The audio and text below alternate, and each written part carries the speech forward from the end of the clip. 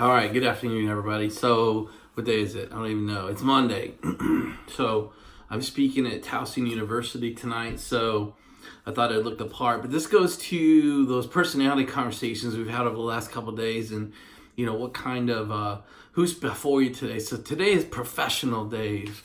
Today is consulting Dave. Today is public speaking Dave. You know what? I got the suit to prove it. So I have a suit to prove it, and I've got a canvas shirt to prove rugger Dave, and I've got my sunglasses for cool Dave, and I've got my helmet and my fire suits for racing Dave. So I think what you wear matters, right? What you wear. I could not wear my helmet and my fire suit to a conversation about business leadership. I don't think I can. I haven't thought of that too much yet.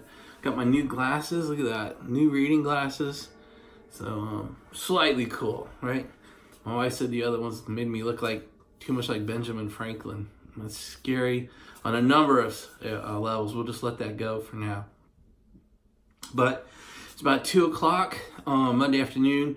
My son and I are going to roll up to Towson. He's got a bunch of friends up there. It's about 80, 90 miles from here. So I'm going to ride with him. And so got a little bit of time since I was dressed for the occasion. I thought I could jump on here and talk to you guys single subject video today, okay?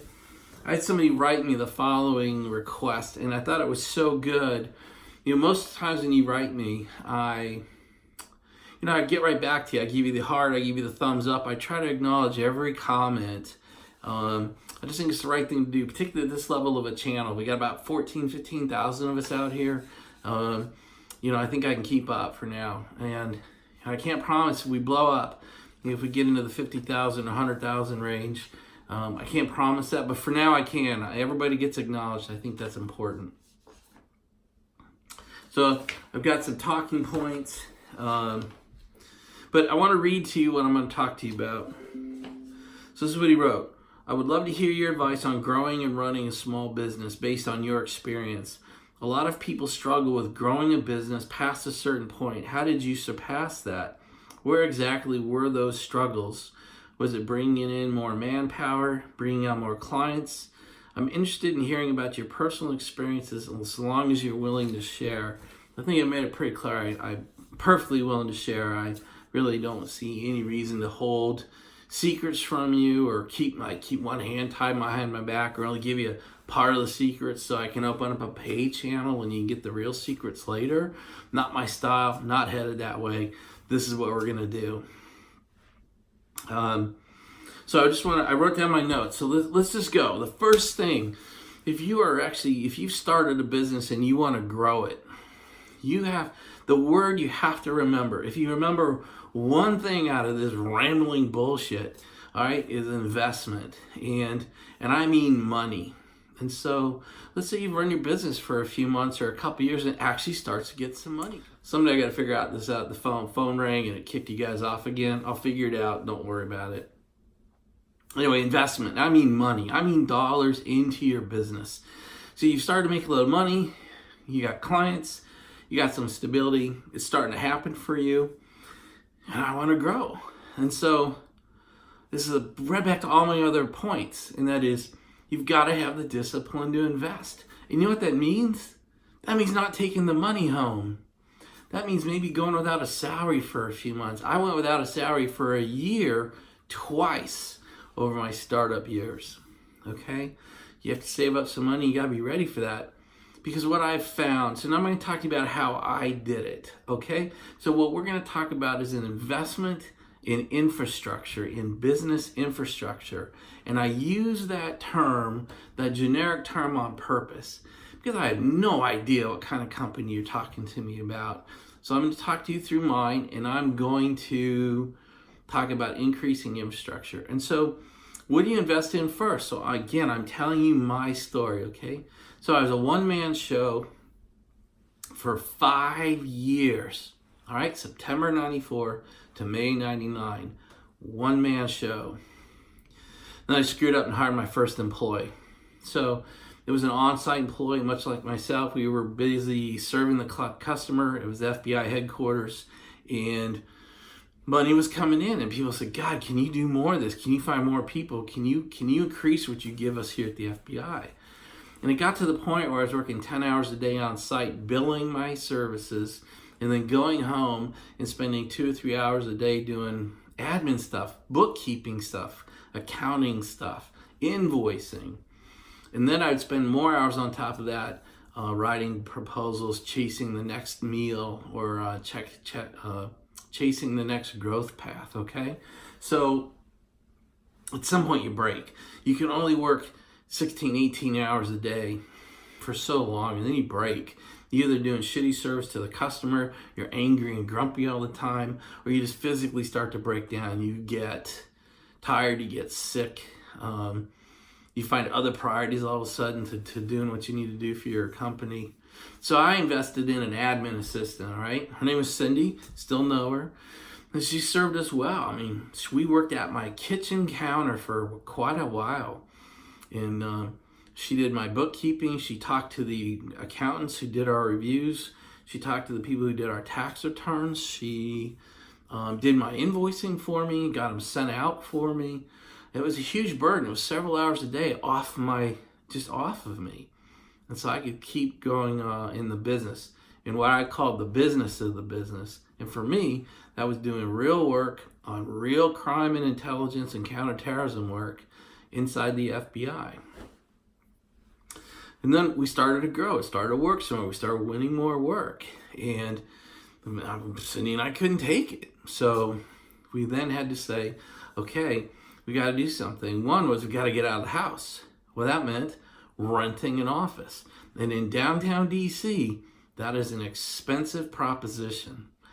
Somebody's got to pay for it. Guess who? You do. You've got to pay Cindy's salary. You've got to get her benefits. You've got to pay the rent on the office space, and all that comes out of your check.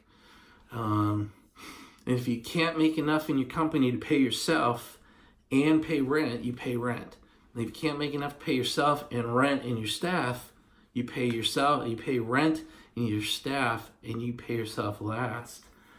Then it's not, you got to buy benefits programs, right? And I tell you what, man, that is expensive. Healthcare, you've got to get ready, because people are, if they want to come work for you, because they like you and they respect you, they still need a salary, and they still need benefits, they still need healthcare, they still need paid time off, they still need paid holidays. Otherwise, though, the allure of you gets less and less shiny as they find out they don't have this or that. 401k, matching 401k.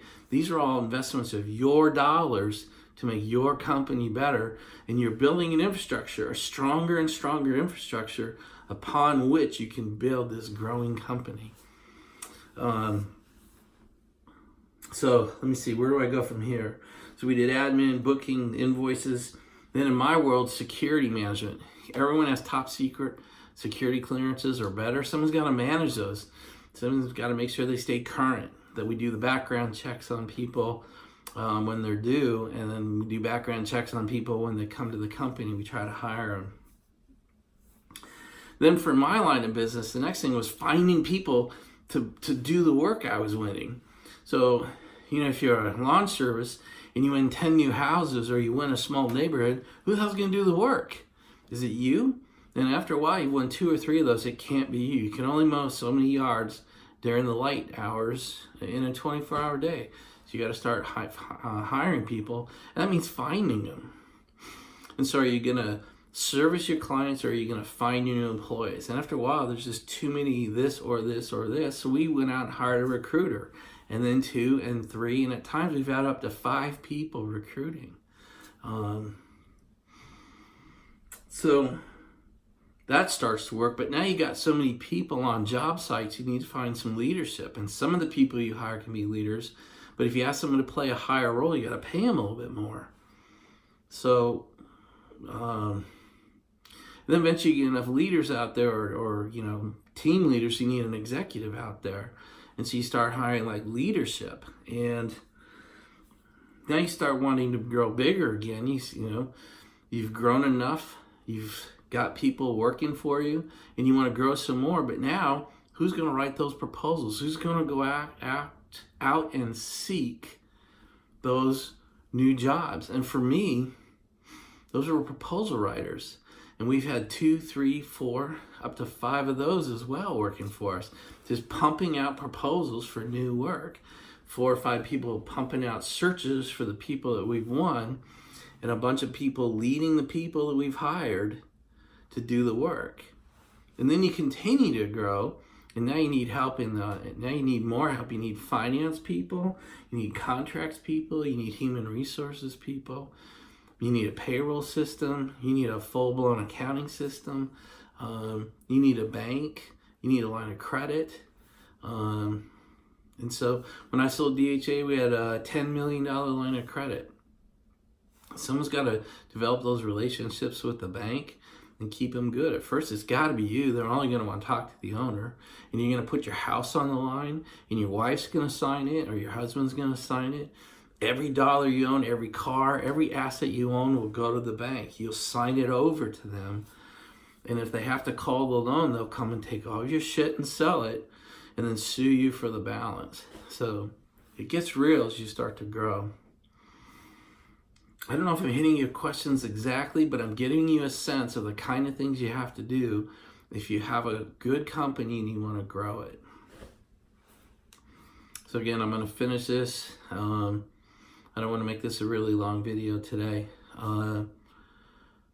But remember, the first thing, if you built a company, you want to start to grow it, the word is investment, okay?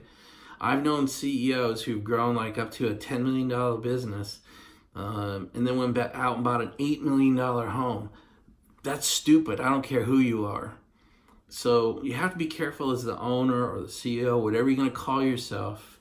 You have to leave money in the bank. You have to leave money in the accounts. You have to leave money in the company so that you don't make it anemic. Because if you do, it'll slowly get sick. And a sick company has a very hard time growing. And if you blow your reputation, they don't really hire great people, or they can't keep great people, or they don't have a good benefit system, or they don't give a shit about their clients, or they write terrible proposals, or it's very hard to overcome that. It's not impossible, but it's like hanging another weight around your neck. So at my company, what we ended up doing was we always grew the business first, and then when the execution of the business began to stress the infrastructure of my company to the point where it wasn't sustainable. Everybody has to work a hard week or a hard month or a hard quarter. But when it becomes non-sustainable and it's consistent, then we had to look at the stress point in the infrastructure. And that's when we decided it's an admin, it's a front desk person, it's an HR manager, it's another recruiter, it's another person in finance, it's another ops leader out in the field in the client site. It's an executive. I mean, you have to look at what's failing or complaining or stressing and decide how you're going to fix that problem. But it all boils down to investment of your money. And you invest in that before you take it home. And the great disservice I've given you on this channel is I've shown you my world, all those cars, the horse farm, the run to Monaco, the great vacations, the 2 weeks in Iceland. No, that was in year 24, not years 2, 3, 5, 7. For my speech tonight, I actually found a horrible statistic. 4% of companies see their second year. 3% see their second year. Can you believe that? So if you have an operating company, congratulations, don't fuck it up because you just want to grow more. So be careful, have a target, because growth for growth's sake sucks. Just be careful. Growing to get bigger is, you just want bigger, you want more. That's wrong. You have some targets. Why? You have profitability targets. We talked a couple videos ago about what's your number. Is this growth plan going to make it easier? Or do you have a $1 million company and you're taking 200,000 home? And now you're going to have a $1 million company and you're taking $200,000 home? $200,000 home? So you're working 5 times harder for the same amount of money? Just be careful of that stuff. All right, this is Professional Dave checking out. Let's see, we're probably approaching 20 minutes and God, I can't get off of that. Anyway, I love these videos. I like what I'm doing. You guys are energizing me. The amount of comments and feedback you're giving are blowing me away. So thank you very much. And who knows who's going to make the next video, which Dave is going to show up. Have a great afternoon. Have a great evening. Go kill it. Talk to you later. Bye, you guys.